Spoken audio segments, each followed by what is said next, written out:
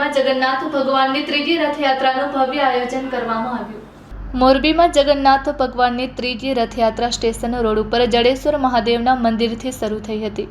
એમાં હરે રામ હરે કૃષ્ણના નાદ સાથે ભાવિકજનો આ રથયાત્રામાં જોડાયા હતા. મોરબીમાં છેલ્લા 3 વર્ષથી ઇસ્કોન ગ્રુપ દ્વારા જગન્નાથ ભગવાનની રથયાત્રાનું આયોજન કરે છે અને આ વખતે ત્રીજા વર્ષની આયોજન કરવામાં આવ્યું છે. જે રથયાત્રા મંદિરથી નીકળીને રોડ થઈ નગર દરવાજા ચોકમાં થઈને ગ્રીન ચોક પહોંચી હતી, જ્યાં મહાપ્રસાદનું આયોજન કરવામાં આવ્યું હતું.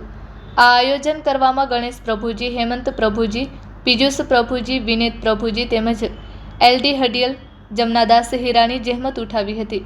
અહીં એ વાત જણાવી દઈએ કે આ ઇસ્કોન મંદિર ભક્તજનોને ગ્રીન ચોકમાં હવેલી ખોલી છે અને દર રવિવારે ગ્રીન ચોકથી નગર દરવાજા ચોક સુધી હરે રામ અને હરે કૃષ્ણની ધૂન, દોકડ, મંજીરા અને જાચ સાથે પદયાત્રા કરવામાં આવે છે.